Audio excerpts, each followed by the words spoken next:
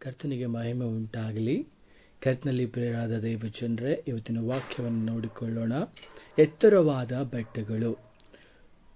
ಯೆಶಾಯನ ಪ್ರವಾದನೆ ಗ್ರಂಥ 40ನೇ ಅಧ್ಯಾಯ 9ನೇ ವಚನ.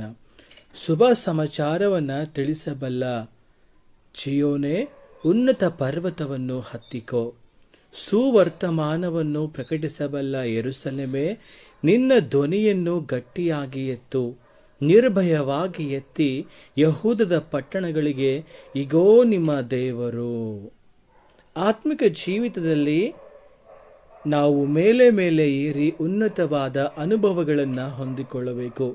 ಕರ್ತನು ಪರಲೋಕದ ಸಕಲ ಆತ್ಮೀಯ ವರಗಳನ್ನು ನಮಗೆ ಕ್ರಿಸ್ತ ಯೇಸುವಿನಲ್ಲಿ ಅನುಗ್ರಹಿಸಿದ್ದಾನೆ. ಉನ್ನತನಾದವನ ಮರೆಯಲ್ಲಿ, ಸರ್ವಶಕ್ತನ ನೆರಳಲ್ಲಿ ತಂಗಿ ಇರುವಂತೆ ಕರ್ತನು ನಮ್ಮನ್ನು ಕರೀತಾರೆ. ಏರಿ ಬಾ ಎಂದು ಕರ್ತರು ಕರೆಯುತ್ತಾರೆ. ಪ್ರಾರ್ಥನೆಯಲ್ಲಿಯೂ ಪರಿಶುದ್ಧತೆಯಲ್ಲಿಯೂ ನೀವು ಏರುತ್ತಲೇ ಇರುವುದಾದರೆ ಮಾತ್ರ ಕರ್ತನಿಗಾಗಿ ಎದ್ದು ಪ್ರಕಾಶಿಸಲು ಸಾಧ್ಯ. ನಾವು ಗುಡ್ಡದ ಮೇಲೆ ಕಟ್ಟಿರುವ ಊರಾಗಿರಲು ಕರೆಯಲ್ಪಟ್ಟಿದ್ದೇವೆ. ಗುಡ್ಡದ ಮೇಲೆ ಕಟ್ಟಿರುವ ಊರು ಮರೆಯಾಗಿರಲಾರದು. ನೀವು ಲೋಕಕ್ಕೆ ಬೆಳಕಾಗಿರಬೇಕೆಂದು ಕರ್ತನು ಬಯಸುತ್ತಾರೆ.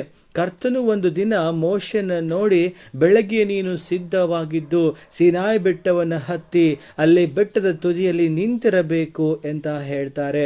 ಬೆಟ್ಟದ ತುದಿಯಲ್ಲಿ ದೇವರ ಸಮೂಹ ಇರುವುದು, ದೇವರ ಪ್ರಸನ್ನತೆ ಇರುವುದು, ದೇವ ಮಹಿಮೆ ಇರುವುದು.